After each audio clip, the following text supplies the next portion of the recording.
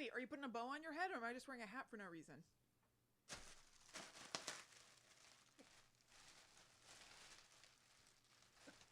I like how the bow somehow does justify your hat. It does. Otherwise, I'm taking this thing off. Hello, welcome to another live recording of Guide to the Unknown. I'm William. And I'm his big sister, Kristen. Does this hat convey a celebratory atmosphere? Should I even be wearing this? I don't know. You picked it. I don't know. You were like, is there anything we can grab real quick that... Yeah, and you grabbed the hat. I should just take this off. I guess just give me a bow. It was your decision. I guess just give me a bow. A bow? Yeah, like you have. I'm not sure that mine... Does mine designate New Year? I don't know. That's why I got that bottle of champagne. That's our New Year's prop. Okay, get the hat off your head. Or the bow off your head. Hat. Get the bow off your head. What's going on, everybody? Hello, Drew. Hello, McGray. Hi, guys. What's happening? This week we're going to be looking at New Year's. Actually, we're going to be looking at like some New Year's superstitions and stuff, and we're going to be doing a flashback, looking at some of the big stories out of 2020. Kristen took a had picture. that one. Hopefully nothing bummery. No. I took a picture of myself wearing the hat to like potentially post on Instagram, and I look like absolute crap. Oh, God. Yeah, I hate that picture. I do too. There are people who would make that picture like their profile picture. Not that picture. I'm like this, kind of. Yeah, but I've seen pictures like that. Yeah. Hey, KB. Hey, Tony. How's it going, Hi, everybody. We've made it to the end of the year. Mm-hmm. We've made it. Phew. How is everyone? Yeah. Hey, Andrea. Hey, Andrea. Yeah, it was Christmas was all right. Yeah, how was yours? Yeah. How are you all doing? Yeah. This is our opportunity to check in with each other a little bit and see that we're all doing well. Yeah. Yeah. What's happening over there? This Christmas tree doesn't work here. All right. I keep bonking it. Hello, Michelle. With Andrea's beautiful ornaments on it. Thank you again, Andrea. We can't risk those ornaments by having that tree fall over all the time. No. Do what you must. Yeah. Okay. Yeah. Hi, What's going on, everybody? Yeah, hope everybody's doing well. It is the eve of New Year's Eve. Yes, almost there. Is anybody doing anything, even though hopefully, unfortunately, not partying, is anybody doing anything nice tomorrow night? I don't even think we're doing anything. We haven't even talked about it somehow. I never do anything. Yeah. KB says Christmas was fun. Got to see my brother. Good. That's great. Very, very good. And Haley, welcome. Welcome one and all. Everybody is welcome here. Absolutely. Awesome. Cool. We got some fun stuff we've been working on, everyone. Mm-hmm. Yeah. We've been recording lots and lots of episodes. Yeah. So we'll be keeping you company forever. And you won't even know this for months, but there was an episode that Kristen and I started recording yesterday, and then halfway through had a moment of realization where we looked at each other and we were like, this is terrible. This is horrible. It was a Patreon-only episode. We're not releasing it as the Patreon episode of the month, but we are going to release it on Patreon as an extra just in case anybody gets something out of it. But, whew, God, it sucked all the air out of the room. Yeah. I can't wait. Yeah. It'll be interesting to see what you guys think.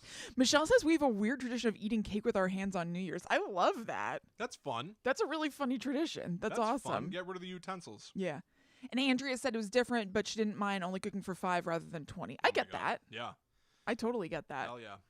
Yeah, all we did was that Will and Allie came over to my house where my husband Ryan and I and our mom, Will and my mom live, and Ryan made a whole bunch of food, and it was really nice. It was really nice. Mm-hmm. Yeah, Ryan's a chef. Yep. We were chefed out. Yeah. It was wonderful. It was delish. Very delish. All right, everybody. I say we just go for it. I'm ready to roll. Right? Yep. Get this out of my way. Do you want to go first? Because you'll say sure. goodbye Yes, and I'll say hello? Yep. Okay. Hello. Yeah. All right. There's a lot of stuff here. Okay. Really in your own good time. So, we're going to get the show started, everybody. If you have to leave, it'll be out on Friday on all major podcast apps here on YouTube. Please consider sharing the show. Get the word out there to people. Yeah. And, we'll have a good time. Cool. Hello, welcome to Guide to the Unknown. I'm Kristen. And I'm her little brother, William. And we are going to kick this year out the door Yeah. by talking about some of the fun, kind of paranormal, weird stuff that happened and some, traditions and superstitions around New Year's Eve? Yes, I will later in the episode be talking about things that you do on New Year's Eve and telling you why, how we came up with that in the first place. Awesome. Are any of these things that you do? Do you do anything That for I New Year's personally Eve? do? Yes. I don't really have traditions myself. Do you? Not really. I try to eat round things. Is that true? Yeah, that's a tradition. That eating round things is supposed to bring prosperity in the new year. So I'll try to do that. What, like a meatball? Yeah, like anything One round. big meatball. Like a meatball. For example, on my, when I say meal plan, it's just like me planning out the meals for the week, not like a meal plan. But I was originally going to make hamburgers, veggie burgers tonight for dinner. Okay. Bumped them to tomorrow because that's New Year's Eve. So let's eat a round thing. Because they're round. But what is the round connection to you? It's a thing. It's a tradition. I didn't make it up. You don't know why.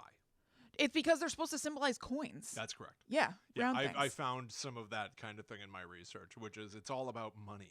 Yeah. It's all about that sweet, sweet coinage. I was just trying to plumb the Absolutely. depths to see if you even knew what the hell you were doing with that burger life. Yeah, I did know, William. Because they'll say you should eat greens because it's the color of money. It's green like money. Yeah. Yeah. You should eat. Here's another one. This is stupid, but our mom tried to put us through this. Eating herring, pickled herring. It's because herring is a silver fish. Oh my God. Silver, like silver coins, therefore prosperous, fortunate year to come. Man. It's all about money. Well, isn't it all? Yeah. Unfortunately. Makes the world go round. I do have others that are not about the money. They're about sending a message. Okay. But we'll get to those later in the episode. I'm very excited for you to talk about what you're going to talk about because 2020, obviously, I think the big thing for everyone is let's get out of this year once and for all. Yeah. Hopefully 2021 brings better things. And while 2020 was a terrible year across the globe for everyone, maybe it was a good year for paranormal, scary stuff, headlines, and weird events occurring. So I'm really excited to see what you've drummed up. Yeah, some weirdos really came out to play. Wonderful. Let's start by talking about something that really came in on the tail end of 2020 and made quite a bang. The monoliths. Yeah. So do you know much about them? Here's everything that I know about the monolith. I want to say it was Utah and that somebody hiking around found a big silver monolith. Yep. Which is literally just, like a big block of silver, basically. Yeah. Standing vertically. Took some pictures of it. World went wild because there's a monolith in the movie 2001: A Space Odyssey, which is seen throughout time, and ancient chimps saw it and spacemen saw it, and so it was sort of like a great unifier through time. The monolith is always there. Yeah. And then it disappeared. Yes. And then it started popping up with other places. Yes, you're absolutely right. I'm just going to fill in a little bit more information about it. So you're totally right. The first one to show up in Utah, and it was found when the Department of Wildlife Services was out doing a sheep count in late November. It's something that they do. And it was in apparently a very remote area that not a lot of people go to. So rumor has it that I couldn't find substantiated with proof that I could see with my own two eyes, but apparently Utah radio stations reported that satellite maps showed that monolith has been there for 5 years. Oh, wow.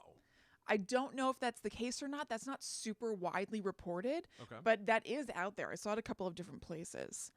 So after about a week, the monolith then disappeared. Others have popped up and sometimes disappeared again in California, Romania, England, Colombia, Vermont, maybe even some other places, but their design has always been different from the original. Like they would look like it, but kind of approximately. So it doesn't seem like the same people who built or put that original monolith there were doing it all over the place. It seems like those were copycat monoliths because it's fun. So the out there monolith theories are that it was placed there by aliens. Yeah. Naturally, of course, that it's like a sign or a gift or some sort of peace offering from the aliens. Why'd they put it in one of the least populated places where only people who count sheep find it? That's a good question. By the way, they had to keep replacing the guy who counts the sheep. Why? Kept falling asleep on the job. Oh my God, William. Anyway, continue. Oh, I don't think I can. I think I have to go. I'm sick. So, some more logical explanations for what was going on is that it was a promo for a movie or a TV show. I saw that a lot. A lot of people thought that it was a promo for Westworld. Yeah, I saw that myself. I forgot about that. I don't know why. I was thinking maybe because it's like it was first place in a rugged sort of landscape, Right. but it was futuristic looking, and Westworld has a Western kind of angle to it. I don't know if it's anything more than that because I haven't watched Westworld. First of all, Westworld is great.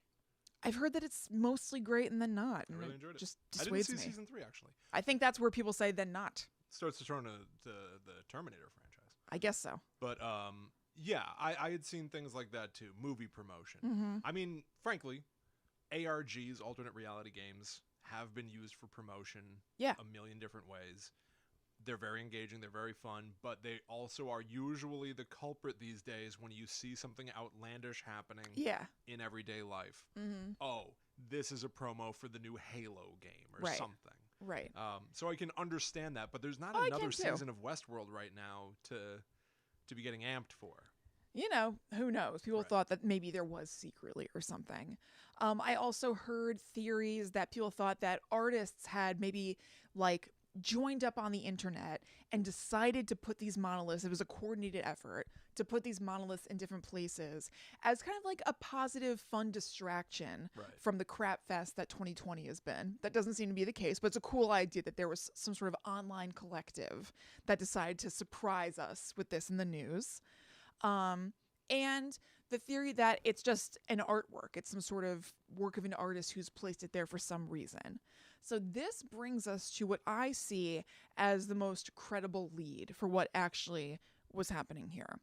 So art aficionados, including gallery owners who own some of his work and art critics at the New York Times, think that the monolith is actually an original art piece by John McCracken, who's an artist who passed away in 2011. He was a minimalist sculptor, so this is kind of his thing, and he was a big science fiction fan. So a lot of overlap there. And his son Patrick was asked about this recently in an interview in the New York Times, and he backs up this theory. And he said that his dad told him that people would find works of art of his in remote places in the world even after he has died. That's cool. So from the Deseret News, which is like a Utah news outlet. We've used them before. We have? Was it for what's it called? Skinwalker Ranch? We may have, yeah. That's right. I remember making fun of it and being like Deseret, not dessert or something. He said, I thought it was something that he would do. He was inspired by the idea of alien visitors leaving objects that resembled his work or that his work resembled. The discovery of a monolith piece, that's very much in line with his artistic vision. He wasn't your average sort of dad. He believed in advanced alien races that were able to visit Earth. To his mind, these aliens had been visiting Earth for a very long time, and they were not malevolent. They wanted to help humanity to get past this time of our evolution where all we do is fight each other. So it seems pretty likely to me that this is the case. We don't know for sure, but I would put a little money down that this is a work of art of John McCracken's. Right. It sounds like a big dream of his, in a sense. So maybe, the and then the other ones solution is often the correct one. Exactly. And then the other ones that popped up were copycats, like lovingly, that's awesome. They're homages. Yes. So his work continues on, even if people don't necessarily know his name. John McCracken. Yeah. Very, very cool. Named his son Pat. Pat McCracken. Interesting. Yeah. They said him. Yeah, I mean, maybe he goes as Patrick. He is cited as Patrick McCracken. I'm sure he's very specific about being called Patrick. It's Patrick. It is Patrick. Yeah, that is something. My friend Philip McCrotch and I used to go out with our father to plant these monoliths all over the place. Philip. Just want to be specific. Patrick. My friend Mike, whose last name is Shin, has a relative whose name is Derek. Derek Shin. Direction. Oh, that's like that's That's one that you could tell a child. Yeah, right. That's Yeah, like it's when fun. you realize that Diagon Alley from Harry Potter is diagonally. Yeah, and absolutely. Nocturne Alley is nocturnally. Those are like light things that a child can enjoy. Yeah, it's gentle. Pat McCrack. Yeah. I don't know about that one. Especially if you're like in England or somewhere like that. Right, yeah. Where it has a different meaning. So we also kind of know how the monolith disappeared. It seems like, again, simplest answer. And let me just tell you what is out there. So there's a professional outdoor photographer whose name is Ross Bernard, and he posted on his Facebook page that he went to the site of the monolith at night to practice using light in a different way for photos or something. He was using a drone, and this is like a really, really shiny object in what is otherwise a very, very matte landscape because it's kind of desert. And so he was practicing doing that kind of stuff. He took his pictures, and then he's taking pictures of other stuff. And not soon after that, he saw 4 men take down the monolith, break it into pieces, and haul them away in a wheelbarrow. And they said to him, which I think is so weird, leave no trace. Oh. I don't really get why you would just speak in that way, leave no trace, but that's what is stated in multiple sources. Leave no trace. So he wrote this, which is Ross Bernard. Leaving a trace. It's true. You are remarking upon it. Just leaving a trace. I mean, I think that they wanted to be doing this in the dead of night and not be caught. And it just happened weirdly that there was a guy there right at that time. Yeah. So later on, 2 rock climbers / base jumpers, whose names are Sylvan Christensen and Andy Lewis, put up a YouTube video showing themselves taking the monolith away. And I don't know why everybody's ignoring this. Maybe it's just like you don't want to believe it because you want to believe the mystery of it or something. I have it linked in the show notes. And they have kind of a long explanation for why they decided to do this. The gist of which is that lots of people were coming in to check out the monolith and it was becoming sort of a tourist thing and messing up the natural landscape. And they have a big thing about the sanctity of public lands. Leave no trace is... Okay. It has a different context. Okay. Leave no trace is the refrain for people when you're hiking, don't, scratch into the bark of a tree. That makes sense. Don't Okay. carve your initials into a tree. It may be romantic, but leave no trace. Right? Like try to leave nature alone. Okay. So it was less about the monolith's impact and more about the impact of the monolith. All right. So he was kind of like what's upping to the guy being like, leave no trace, right? Right. Yes, exactly. Okay. We've got to clean this up. It's not supposed to be here. Gotcha. Yeah, all right, that makes more sense. It seemed like such a dramatic, weird sentence. It always just said, they said, leave no trace. It wasn't like anything else. Yes, I think that it might be part. I could also be wrong about what I'm about to say, but I think leave no trace is part of a larger phrase about preserving nature while you're hiking through it. Okay. Like, don't let your kid, pee on the rock, whatever. Don't stick your gum to this thing. Like kids it's love that peeing kind on of rocks. Stuff. Yeah. It's friggin' kids. So basically that guy's account, or excuse me, these 2 guys' videos line up with that guy Ross Bernard's account. So I'm going to go ahead and say that that's what happened to the monolith. Yes. And that it didn't mysteriously disappear, but for some reason, the story of how it disappeared is not widespread. That's very interesting. So I wonder where it is. Because the leave no trace people then, to me, indicates that they are not the people who put it there. No, I don't think so. I think that it really might have been John McCracken. Right. It sounds to me pretty plausible. Yeah. It sounds like a really remote area. And so it really may have been there, even though there's not confirmation. Maybe it has been. Oh, wait, no. If it's been there for 5 years and he died in 2011. Then somebody else put it there after his death. Right. Right. So I don't know. Maybe he could have. Maybe it's been there for at least 5 years. True. Right. Or maybe he arranged with somebody to do it later or Yeah. something. But it seems like it lines up with the kind of sculptures that he makes. It lines up with his ideology. And so I think that's the deal. Yeah. And it's still awesome. Oh, I totally agree. I absolutely love it. So now let's talk about something that I had heard of glancingly in 2020 and even before that, but seems like there was a little bit of a boom of activity in 2020. The Chicago Mothman. Oh, really? Yeah. Do you know about the Chicago Mothman? It's exactly what it sounds like. It's a Mothman who people have seen in Chicago. Oh, no. Did this cross your desk? No, it didn't at all. The Mothman proper is Baltimore. Or thereabout. No, Virginia. Point Pleasant, Virginia. Oh, okay. Okay. Yeah, no, did not know about this at all. Yeah. Okay. So there are people who have said that they've seen Mothmen in different locations, mostly in that same kind of Midwest-ish, I guess you would call it, area. Okay.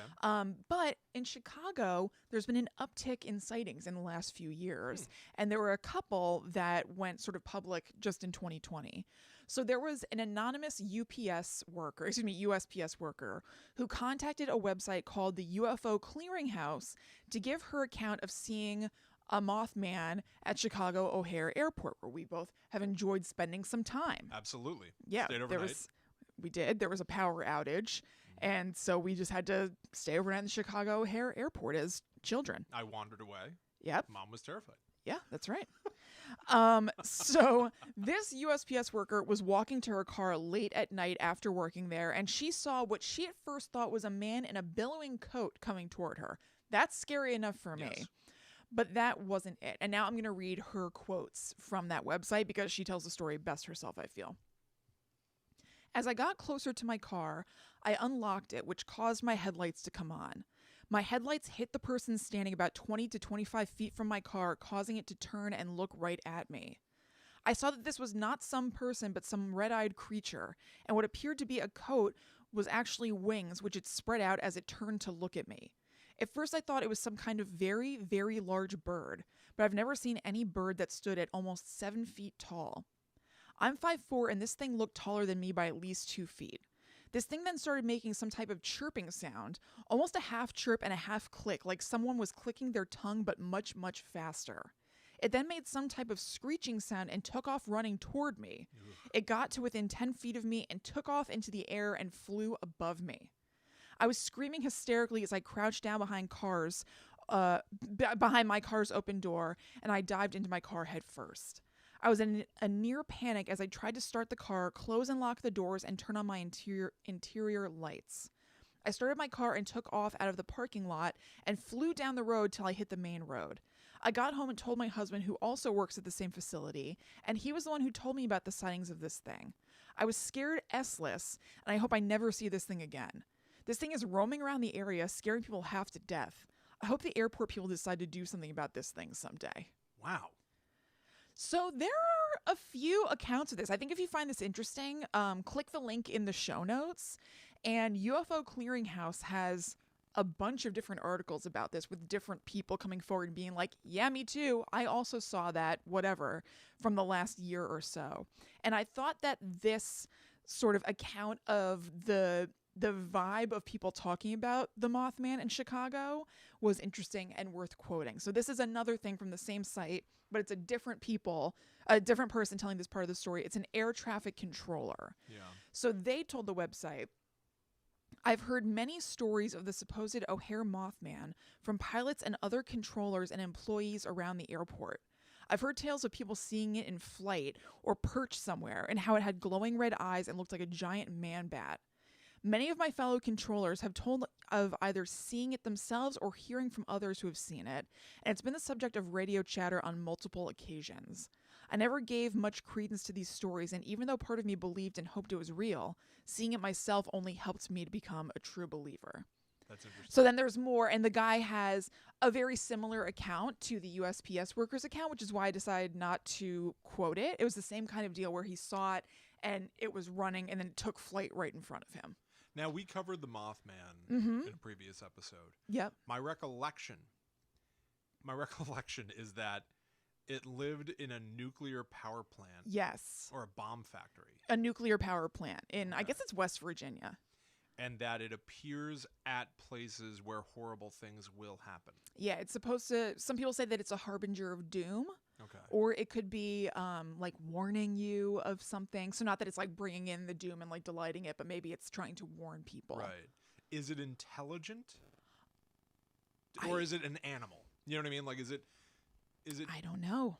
So, because the story of the person who's standing outside and then the Mothman runs at her and takes off flying over her head. Right.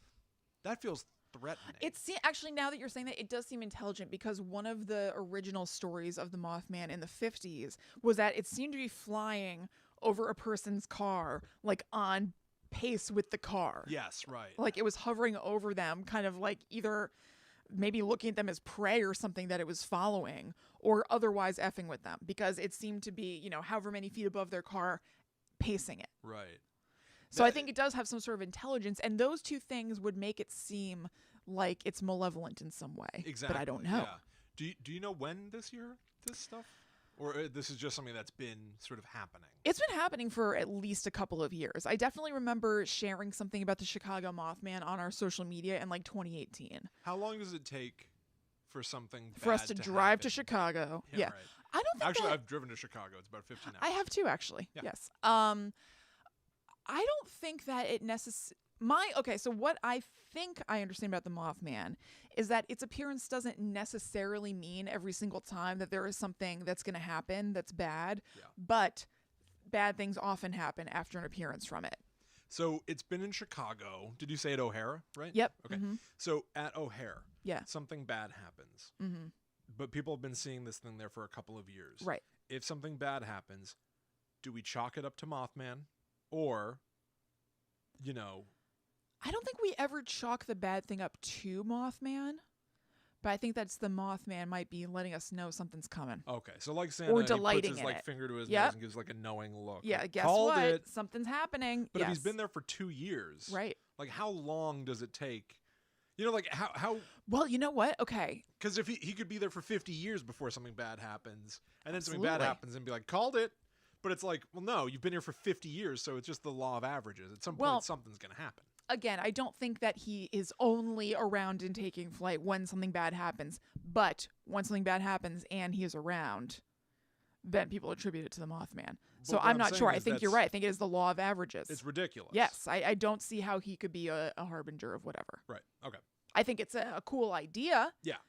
But I'm really if you'll have seen the Mothman, even in West Virginia in the original thing, they saw him like dozens of times or something. Yeah. And then there was this tragic bridge collapse. Right. So I don't know. I'm still pretty puzzled by the Mothman overall. Mm-hmm. I know. I don't know if this is something that people will have heard yet, so I'm just going to Google this real quick. Okay. Because I wrote something that people either do or don't have access to right now. Okay. Yeah, I don't think people will have this yet. Mm. I wrote something for Blair Witch. Yeah. That is Mothman-ish. Yeah, Maybe you'll come across it. You also might not.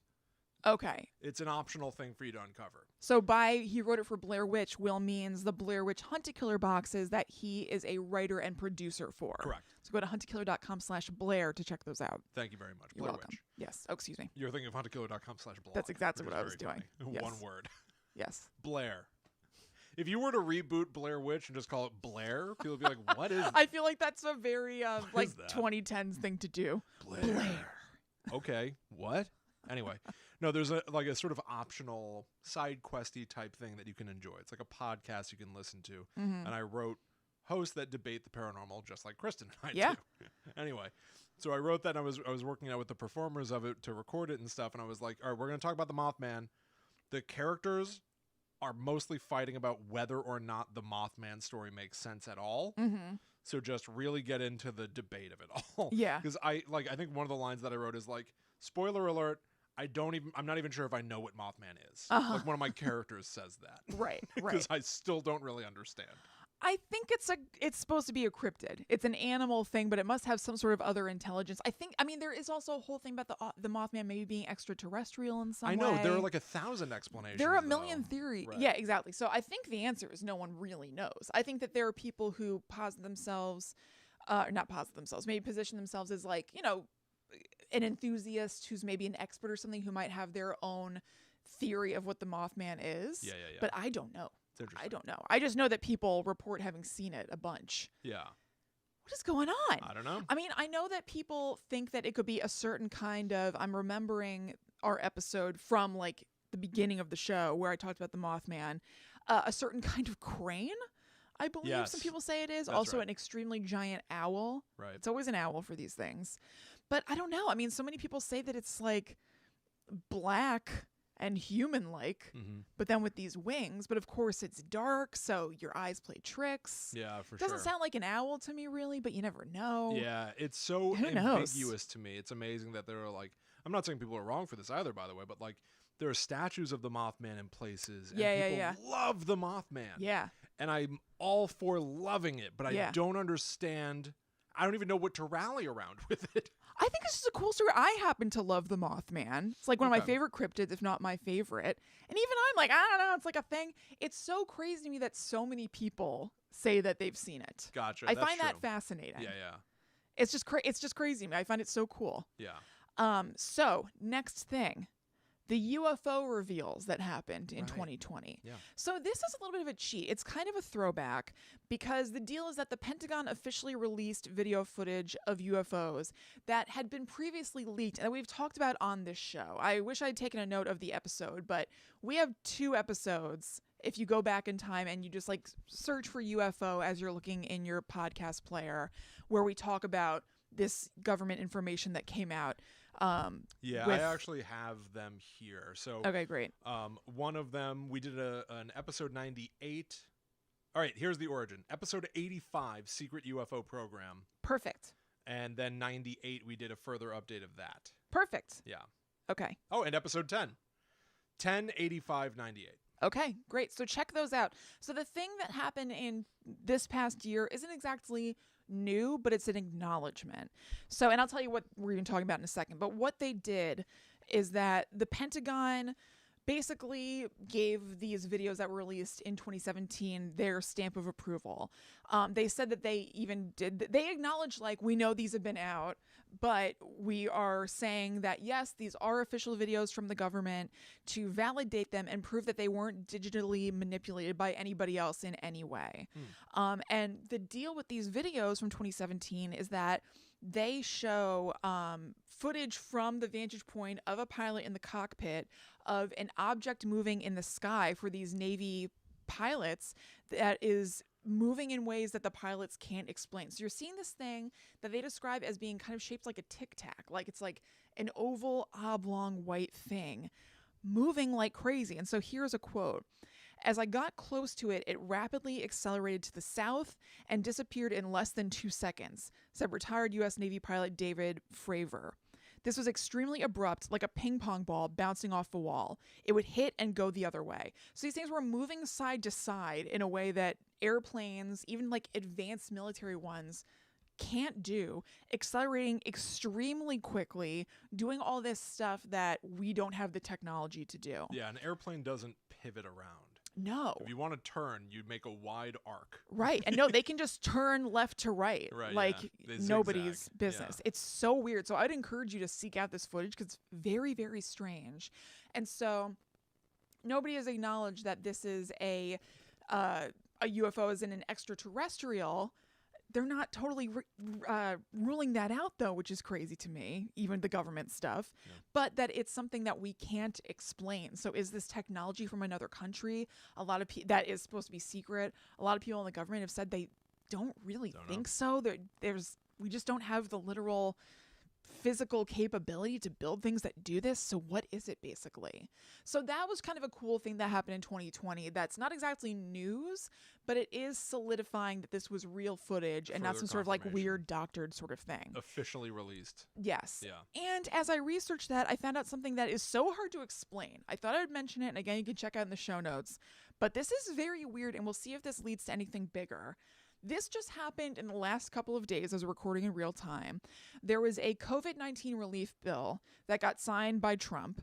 And this bill isn't only about COVID-19. It has all these other provisions. Everything always gets lumped in together. Right. Yeah. One of the provisions is that the Security of Defense has to report, and anybody who works for the Secretary Security of of Defense. No. Security of Defense. I guess Security of Defense? I guess. Okay. Yeah, it's what was in the article. So I guess it's a division of the government. Sure. Yeah, wait, Security of Defense doesn't make any sense. I swear that's what it said, though. Whatever. Anyway, government agents or anybody who is employed by a government agency, even if you're like the equivalent of a private eye, but you have been employed by the government for something weird, that they are required to report any unidentified airborne phenomena to the Senate Intelligence Committee within 180 days of the signing of this bill. So this bill was signed a couple of days ago, and that started the clock on anybody who is even tangentially involved in government stuff to have to, with some really specific guidelines that really drill down on it, they have to disclose to the government if they have seen unidentified airborne phenomena. So it was very wordy and confusing. Sure. I really couldn't understand it. I believe, if I understood correctly, that these things will still be classified. So they will have to report to the government, and we might not necessarily hear about it. Hearing or something. Right. But still, it's happening, and they're obviously interested in this. Yeah. Very weird. How can you enforce that? You have 180 days as of this signing to report it. You could just say, I didn't see anything. We'll probably never know about it. Right, because you didn't tell us. Right? I know. Yeah. I know. I really don't know. Pretty much nothing we can do about that. I think that's probably why it's part of this this little small provision that got snuck in there. Because Is that like a weirdo it can't be senator who's like, I'll only sign it if you put my UFO plan into effect? I don't know. I mean, it said that it said something about Marco Rubio in attachment to it. I don't know. Well, we know that he's thirsty, and if you've ever seen The Faculty, that is true. What could that mean? Yeah, those aliens require mas agua. That's right. Yeah, interesting to think about. Yeah. So, I don't know if we're going to hear too much about it, but that is out there. Again, check the show notes or Google it yourself. It's a thing. Also, the way that I found that was that I went to Luis Elizondo's Twitter account, who has been a big whistleblower about this UFO stuff, and he's part of a show called Unidentified on the History Channel. And I saw that he had an interview recently where he seemed to hint at discord between him and the To the Stars Academy of Arts and Sciences, which he's been linked with, which is headed up by Tom DeLonge of Blink-182. It seems like there might be a split coming. No.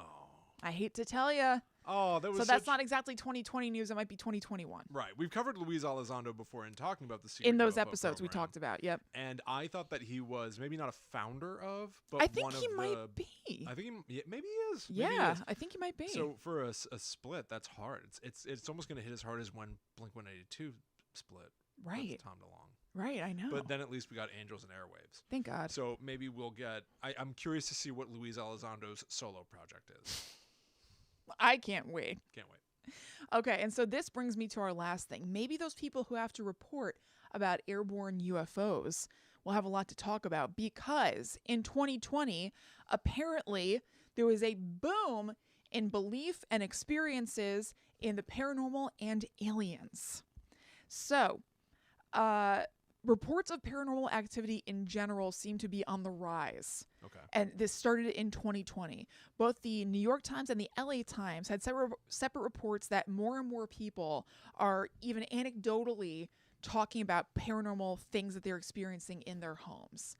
Now, could this be because of the stay-at-home orders? We're all home a lot more.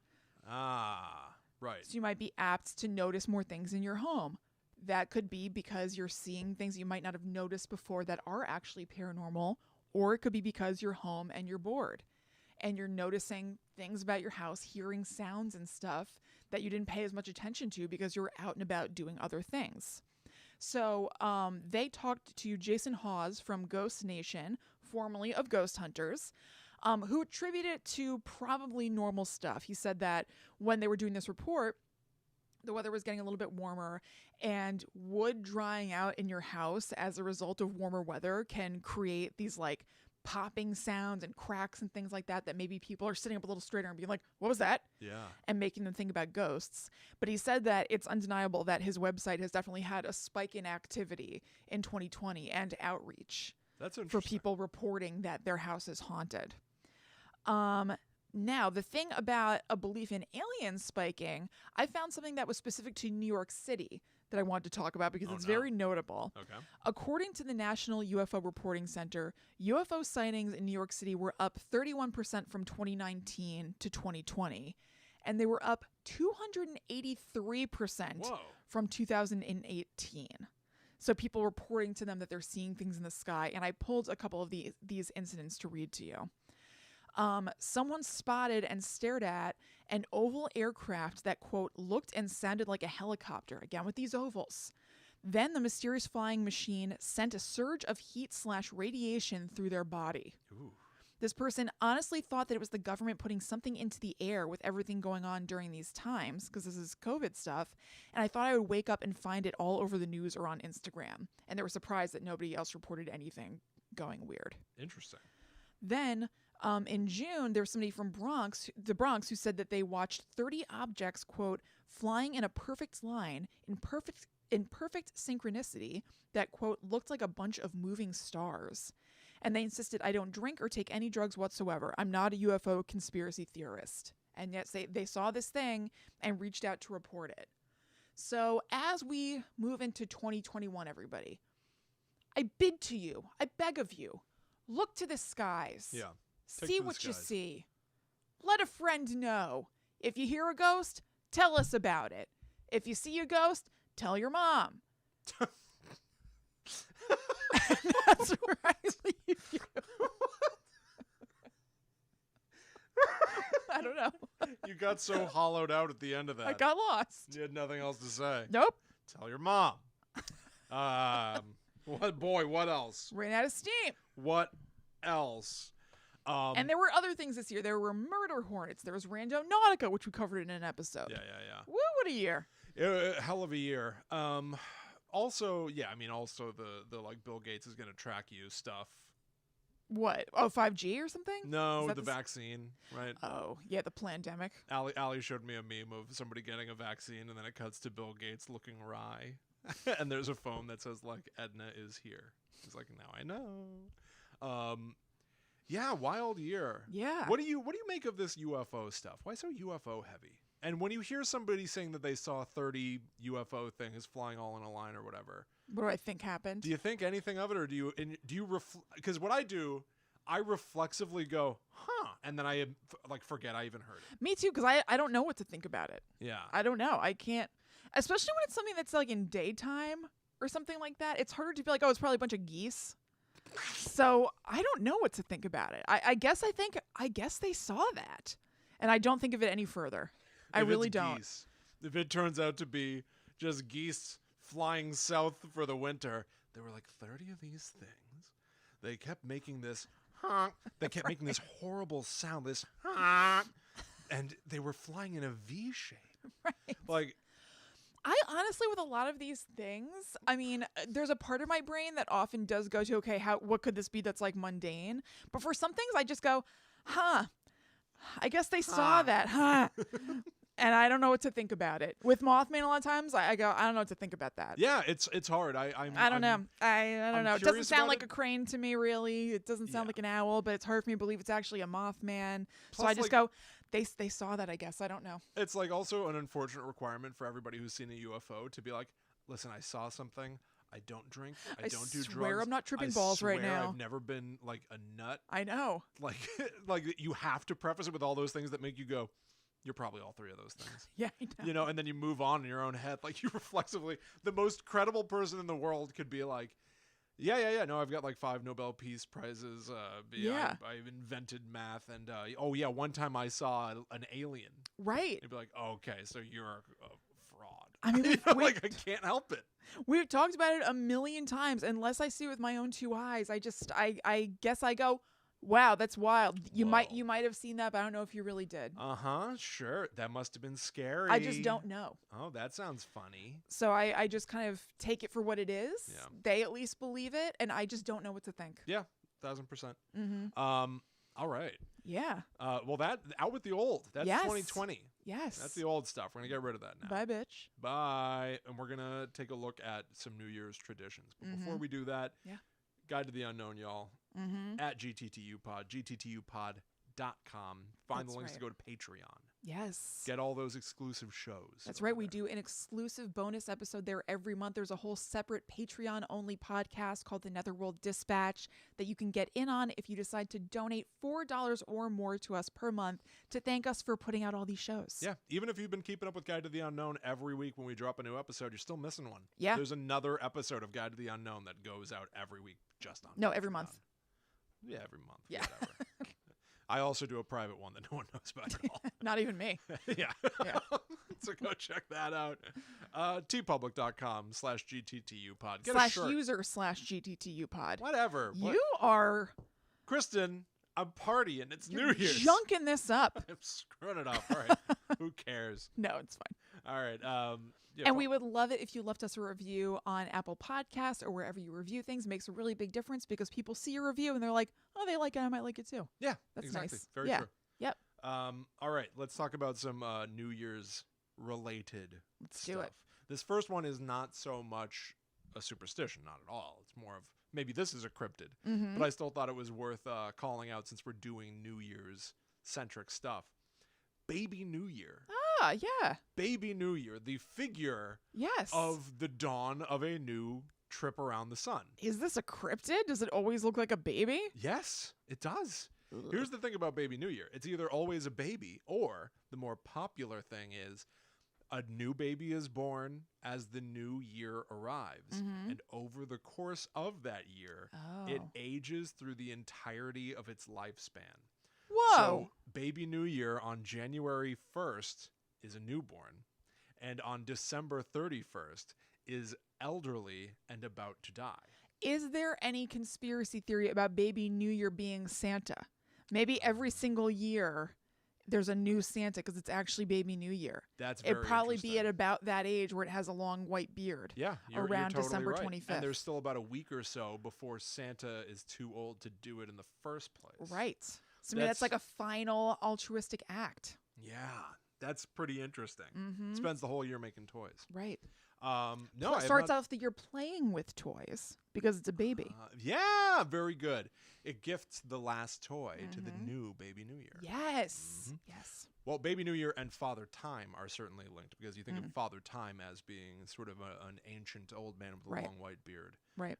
And so Baby New Year essentially becomes Father Time by the end, perhaps. Hmm. And either dies or is still just sort of the icon of that particular year. Yeah. So it's evidently a thing that some people say that Baby New Year is the physical embodiment of the events of that year, Oh boy. right? So Sorry, like, Baby New Year. yeah, hard news. Yeah, Baby New Year. for so like 2020. in 2000, he was wearing a Matrix trench coat and those little Morpheus glasses, right? And like all about Friends. Like, Yeah. loved Friends. Like quoted Chandler all the time. Yep. So what is the 2020 Baby New Year? How's he looking now to wear 2020 on his skin? I mean, comfortable clothes in the Oh! most optimistic. That is pretty optimistic. Light, So the pajama most- jam, Yes, that's the most optimistic version of the 2020 Baby New Year, I think. headphones with the little microphone Yep. for a Zoom chat, Mm-hmm. right? Yes. Definitely a face mask, Yes. of definitely. course. 2020 will forever be known as the year of the face mask. Yep. Yeah, I got a tattoo of a murder hornet, Yep. right? Yep. What was like popular media this year? I'm It's got a trying to think. backpack that's Baby Yoda. Yeah. Right. Yeah. I can't think. I know there have been things where people are like, blank was out earlier this year, but I Yeah. can't think of anything. Yeah, the Baby New Year loved Trolls 2 World Tour. Why are we whatever. always That movie talking just about came Trolls out. 2? What? Didn't I reference Trolls 2 like not that long I ago? think so. Yeah, Yeah, because it was one of the last movies that like came out when in theaters. quarantine was happening. and Right. everything. Whatever. Anyway, so that's Baby New Year. Now Okay. let's talk about actual, honest to gosh Yes. traditions and stuff. And maybe we'll get this one out of the way too, because I touched on this at the beginning of the episode. Sure. Eating stuff. Mm-hmm. Particular foods are a big deal around New Year's. Yeah. And most of them function around the notion of securing your prosperity. Mhm. Literally, you're going to make some money. Yeah, baby. Yeah. So CNN had this to say about the herring thing, which I called out earlier. Because herring is in abundance in Poland and parts of Scandinavia, and because of their silver coloring, many in these nations eat pickled herring at the stroke of midnight to bring a year of prosperity and bounty. Some eat pickled herring in cream sauce, while others have it with onions. Mm-hmm. Neither one of those people is me. I mean, our mom has made us eat it in cream sauce before. I think I could accept it a little bit better pickled. I don't think I could accept it. Full stop. will I don't not want to accept. accept I'm just saying, if I Right. wish mom had been foisting pickled on us We're instead. not Polish or Scandinavian. No. So it's not our tradition. No. It was strange to us. Yes. But do what you got to do. Totally. And some people like it. One special Polish New Year's Eve preparation of pickled herring, called Śledzi Marinowane, is made by soaking whole salt herrings in water for 24 hours, then layering them in a jar with onions, allspice, sugar, white vinegar. Okay.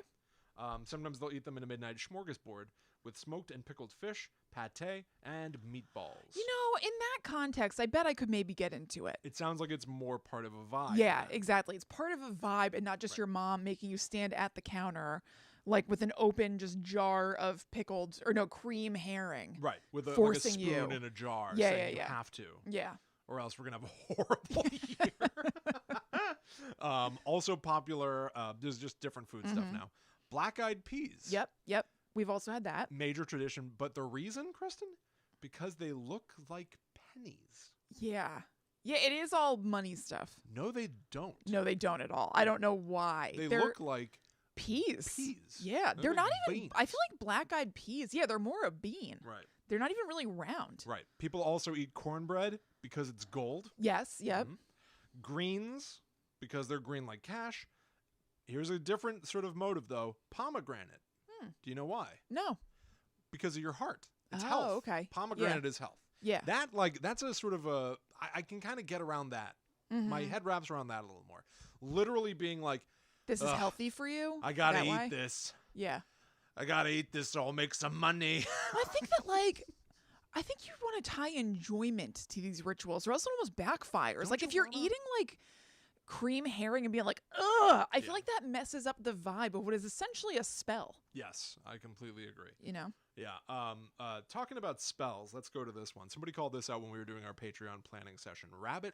Mm-hmm. Had you ever heard of this? I've heard of it. Yeah, Okay. I don't know. I just know that it's something that people say on the first of the month. Yeah, first of the month. So not necessarily about the new year, but January 1st is the first of the month. Maybe if you do this on January 1st, its power is extended throughout the year. Maybe it's more important Maybe. to do it January Packs more of a 1st. punch. Rabbit is what you are supposed to say, the first words out of your mouth when you wake up during the first of the month. Mm-hmm. If you do so, here are some of the things that might happen. You will have a fortuitous, prosperous month until you do it again at the start of the next month. If you do it, you might receive a gift by the end of that day. There are a few different variations of this incantation. The most popular is rabbit, rabbit, rabbit. Oh, say okay. it 3 times, not 2. Or you might say rabbit, rabbit, white rabbit. Okay. If you forget to say it, don't worry. All is not lost. You must just simply say black rabbit right before you go to sleep that night. Fun. Alternatively, before you go to sleep, you might say tibar, tibar. Okay. Gotcha. Rabbit backwards. Yep. So you're setting it right, I Yeah. guess. The earliest known recording of why people do this in the first place is 1909. That doesn't mean that that's when it started. That just means it's the first time that it was written down. It was put down in a weekly journal that was called the Notes and Queries, which was sort of an ongoing lexicon of history and phrases. And so that was the first time it was put down. And it was somebody saying, my kids have been saying this. So it was very sort of like colloquial. It was not very formal. Some stories say that you have to say rabbit before you go to bed the night before, so at the end of the month. And then in the morning, on the first day of the month, you finish it, rabbit. Oh, okay. And now you've sealed it. But here's another person saying, here's the real deal. Yeah. It must be white rabbit, but you must also say brown rabbit at night and walk downstairs backwards. Oh, wow. They're adding a lot of steps. That was reported in a small survey that took place in Exeter, Devon in 1972. So Gilda Radner evidently did this. Gilda Radner of Saturday Night Live was big on saying rabbit, rabbit, rabbit on the first of the month. Yeah. She said that she did it to ensure laughter, love, and peace. I love that. Franklin Delano Roosevelt did it, one of our presidents, and even carried around a lucky rabbit's foot during the 1932 election. So Cool. A lot of superstition there. But with all of these different incarnations, here's my question. Which one's right? Because presumably, this is like saying a spell. You got to do it right. But I think that what's right is what's right for you. But what's right? It's whatever's going to make you feel best. Which is you a need way to be of feeling saying, your best when you're doing a spell. which is a way of saying this isn't anything, right? I don't necessarily agree. Really? You can Yeah. do whatever you want and it still counts? Yep. So like in at Hogwarts when Snape was like judging their potions, they didn't necessarily need to do everything by I the think book. for that they probably did, but William, we're not at Hogwarts. This is the real world where your spells are obviously individual to you as a person. I just think it's interesting because I was jotting down. I love rules. Yeah. And I love seeing how things function. Even in doing this, I started putting together the scientific method for testing this and how long it would take. It would take months to figure this out because you can only do it for one day. On the first of every month, you'd wake up and go, I better not say hi to anybody. I have to say rabbit first. Instantly. And then judge what happens that month. Right. And then be like, no, bad things happen. Okay. All right. Back it's to the February drawing now. board. Rabbit. All right. Let's spend a month figuring out how well that works. I think it's that you want it to be something and you are putting that out into the ether. Okay. And it is responding in kind. Would you do this? Yeah, absolutely. Now I'm interested. Why don't you do this? I just didn't really know that much about it. I had heard that people say rabbit on the first of the month, but I didn't really know anything about it. Do you think you will do this? Yeah, sure. If you wake up on the first and you say hello to Ryan or pet one of the dogs on the head and say good morning and then realize you screwed up, are you going to be kicking yourself all day? Or are you just going to say Tibar? I could do Tibar, but also I don't think it makes anything.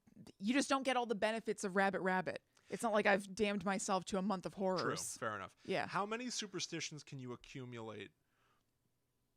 Right, like it's sort of arbitrary that you have any interest in this. Why? What do you mean? I'm just saying the fact that you're like, yeah, I kind of like it and maybe I'll do it indicates to me that I could just bring up any superstition and maybe you'll do it. Yeah, maybe. So what? Okay. Yeah. just checking. All right. Sorry. Well, but no, so what? That's fine. It's a lot to do. It's a lot to keep track of. Just say rabbit. Well, this one, but yeah. Doesn't mean like every single one I'm going to respond to. Okay. It sounds nice. All right. We should play a game where I read you some superstitions and then you either try them or test them out, or maybe I make some up and you have to figure out which one I made up. Sure. Do that I feel like that'd be very hard because a lot of superstitions are just like, they're so totally weird. Ludicrous anyway. Yeah. All right, well, here are some other... That's not even a superstition, rabbit, really. It's kind of like a good luck charm, like a spoken good luck charm. I would argue that still is a superstition. I guess it is. I guess I think of a superstition as having a negative consequence. Oh, you must do this or else. Or, yeah. Oh, okay. Yeah. Well, then you're going to be let down by the rest of these. Okay. Because all of these are just more... They're rituals. They're New Year's rituals. They're things that you do. That's great. So here's one that I think that we're all pretty I familiar guess that with. is a superstition. Yeah. Yeah, right? Yeah. But I think you're right. Superstition does have a... I agree with you. I think that overall the connotation is like, you must do X or you're doomed. Right. But none of the New Year's things are quite like that. Great. Yeah. So here's one that you probably see every year. It didn't even occur to me as a superstition until I saw it in my research, and I was like, yeah, why do we? What is that? Dropping the ball. Oh, yeah. The New Year's ball, right? Yeah. You're counting down the last 10 seconds of the year, and then that ball in Times Square is going to drop, and that is what brings in the New Year? Yeah. What is that? Well, do you know? No, I have no idea. I never even thought to question it. No, me neither. It's just what we do. Here's what the deal is. In 1905, the New York Times set up their headquarters in Times Square. And for a couple of years, every New Year's, they would, pump up the jams, blast off some fireworks and party. However, then the city was like, you can't keep lighting fires and shooting rockets above this, highly populated area. Yeah, it seems fair. No more fireworks. So they compromised with a ball? They had to figure out something else to do. So the then owner of the New York Times, Adolph Ox, turned to a tradition that he had seen elsewhere. So evidently, at the top of the Western Union Telegraph Building, they had a ball. And they would drop it every day at noon to signify its midday. Okay. This, in turn, evidently comes from a practice from the 1800s of mariners using time balls. They're called time balls. Dropping them so that people can synchronize their chronometers, which is a fancy word for like watch, timepiece. So what you do is you put this big heavy ball at the top of a thing. And then let's say that it's noon, right? You pull the pin, whatever, you loosen the pulley, and the ball starts to drop. The second it starts to drop, that's noon. It doesn't start when the ball gets to the bottom. It starts as the ball is dropping. And so that's how people used to keep time. Make sure that their time was synchronized. Everybody set your watch to noon when you see the ball move. Cool. So now that the New York Times in Times Square doesn't have the ability to use fireworks, they're going to find another timekeeping type thing to rally around. So Adolf Ochs had a 700-pound ball of steel and wool. Made by a metal worker named Jacob Starr. And people went nuts for it. They loved it. This is from the New York Times the following day, January 1st, 1908. The great shout that went up drowned out the whistles for a minute. The vocal power of the welcomers rose above even the horns and the cowbells and the rattles. Above all else came the wild human hullabaloo of noise. Since the first ball drop, the idea of dropping objects to count down the New Year's has become synonymous with the holiday. Maine drops a maple leaf, Georgia drops a peach, and Idaho drops a giant potato. That's awesome. Yeah. So that's where the ball drop came from in the first place. Who knew? Had no idea. Had no idea that this was an actual method of like keeping time. Neither did I. Now, that's cool. We've inverted it because now we count down until the ball. Oh no. No, I think do you count? You don't count down as the ball drops. You count down and then the ball drops. Does the ball drop fast? I think you count down as the ball drops. How come I've looked at this thing just about every year and I can't think about how it moves? I think you count down as the ball drops, and then when it hits the bottom, it's midnight. Right. Okay. I kind of think that you're right about that. Yeah. And that's the opposite of what it's supposed to be. Yes. Right. Yeah. It's supposed to be that gravity is signifying this is the 0 hour. Yeah. Yeah. Here's another one that you might do New Year's Eve. The New Year's Eve kiss.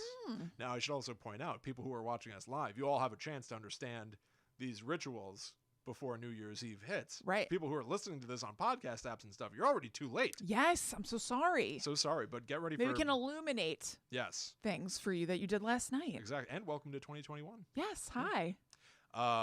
So the New Year's Eve kiss. This is according to Entertaining from Ancient Rome to the Super Bowl, an encyclopedia. Okay. They say that English and German folklore spread the belief that the person you first contact in a new year will have direct influence on your destiny that year. Or on your year's destiny. It makes sense that anyone superstitious enough to believe this would make physical contact with someone familiar and likable. Kissing a loved one or a romantic partner is the perfect way to keep superstition and old folklore on your side. Make sure that when that ball drops, the first person that you've made contact with is somebody that can guide your life in a positive direction that the way you want. Which makes sense. Yes. But there are still other reasons for the kiss at midnight. There was a Scottish/Viking celebration in days of yore called Hogmanay. Hogmanay. It was celebrated on the last day of the year. Part of the party is welcoming friends and strangers, and you kiss everybody. Okay.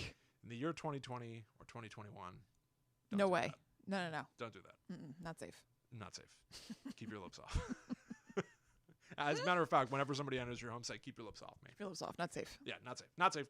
Mutter under your breath. Not safe. Not safe. Keep your lips off. No lips. No lips. And the third reason why we might have this tradition still now, in ancient Rome, they celebrated on the winter solstice an event known as Saturnalia. Ooh. I've heard of that before. Saturnalia. Yeah. Named after the planet Saturn. Yeah. And it got rowdy. Nice. So kissing. Yeah. Bare minimum. Bare minimum. That's the low cost of entry. Yeah. Here's the joke that I wrote in my personal notes. Forget Disney Plus. How about Kissing Plus? Didn't remember writing that. It's a great joke. I like it when that happens. Stupid. You find something dumb in your notes. Stupid. I've got two more things. One's sort of mini, and then we'll get to the weird one. Or weird to me. I just never heard it before. Yeah. So evidently it's a thing to cause a ruckus. Ooh. I saw this most commonly referencing the fact that this is done in the Philippines. You think about New Year's Eve and you've got, noisemakers Yeah. and all that kind of stuff, and you're shouting and you're partying and you crank up the music and stuff. Well, in the Philippines, they're also smashing pots and pans together because they're making all that noise to scare away evil spirits. Oh, nice. Which I love. Yeah, that's awesome. There's not a lot more to it than that that I was able to find. There's not a lot of specificity about the evil spirits themselves, or do you need to get rid of them before the new year starts for a particular purpose? I think there's always... You just want a fresh start. It's a new year. Totally. There's no bad reason to get rid of evil spirits. Right. If they're evil, get them away from you. Yeah. But you're causing all that noise to scare away awesome. evildoers, which is wonderful. Yeah. And here is my final New Year's superstition or ritual, whatever you want to call it. 12 grapes. Mm-hmm. Yeah, I've heard of this. You've heard about this? Yes. I had not heard of this. Yeah.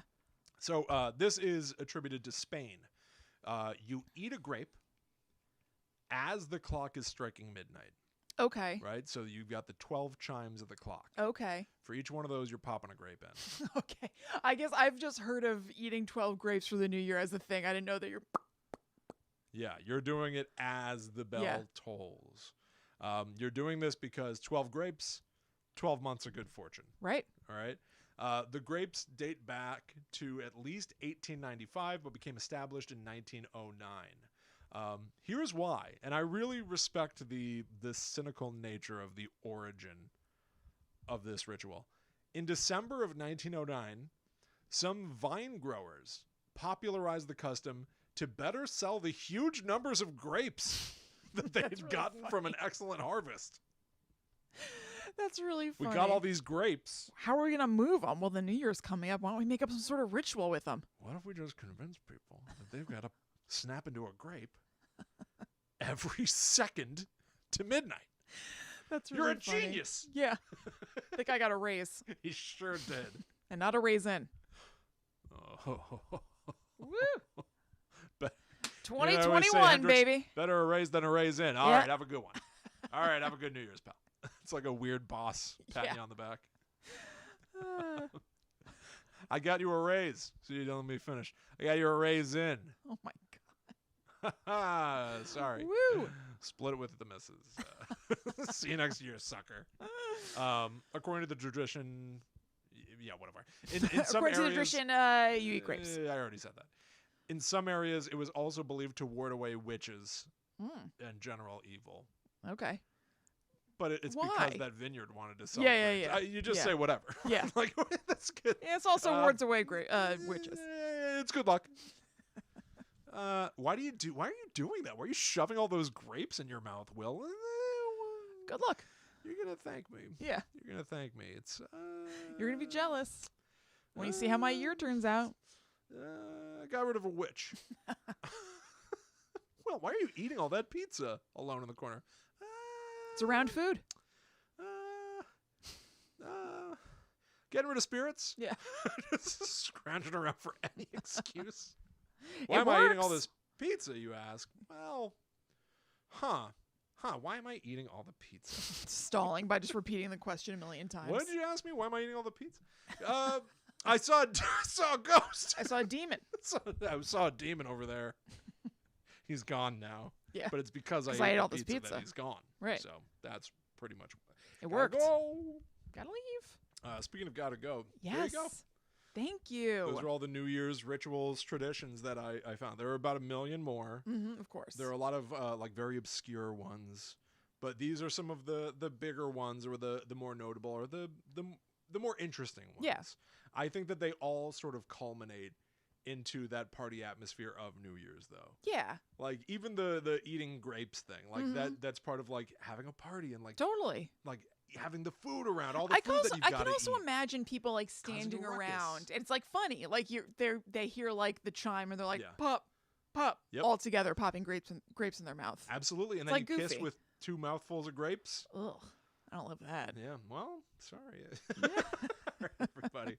Well, Happy New Year. Happy New Year. Welcome to 2021. Mm-hmm. And thank you so much for coming here with Guide to the Unknown. Yeah, absolutely. Go to gttupod.com to check out all the things we talked about before, like patreon.com/gttupod. It gets linked from there. Yeah, absolutely. A lot of fun stuff over there. Yep. Hope you all have a great New Year's. Hope the year starts off right. Yeah. Rabbit to you all. Yes, rabbit. Yeah. Do you think it counts if we have recorded ourselves saying rabbit, and then somebody plays the podcast, on January 1st? No. Okay. No, I don't think so. But maybe it does. Maybe. Yeah. If I think it does. Actually, no. Yeah, if you think it does, then yes. But Then for it me, did. probably not. Yeah. So I think I didn't put out those vibes I because think I'm it saying no. I didn't put out the vibes either, but I'm saying yes. I'm not sure it works that way, but okay. All right, everybody. We will see you next time for more fun, spooky stuff. But until that time comes, we must travel. Back to the netherworld, go we. Flying into 2021 Yeah. through that netherworld. Into the future. Yeah, that's right. Yeah. This show is Into from the 2017. future. What? Yes. Yeah. So we've made it. We're going into our 4th year. Yeah. Yeah. It's fun. Nice. Look The at future. us. It's the future. All right. Hey guys, All right, everybody. how you doing? There you go. Hope you enjoyed the show. Party time excellent. Mm-hmm. Yeah. Yeah, fingers crossed, Andrea. I know. I think your theory, Monica called it out here as well. Baby New Year evolves into Santa Claus mind blown. That's a great fan theory about Baby New Year. So one of maybe the only, but A fan theory. yeah. Michelle points out that it is a lot of responsibility. Yes. Yikes. It sure is. Michelle also called out that the leave no trace is definitely a hiker camper thing with the monolith. Yeah, I think Cool. that's right. Yeah, Yeah. I could be wrong. I don't know if it is part of a longer phrase, but leave no trace is certainly like Okay. leave it the way you found it kind of. That makes version. it sound less ominous than what I was picturing those guys saying to that one guy. I know. Leave no trace. I kind of Like, what wish the it hell? was still that ominous. Yeah, but yeah. Yeah.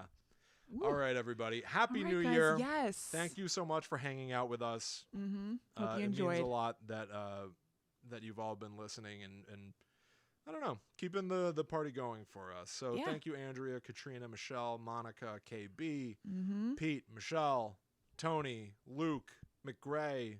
Yeah. Wow.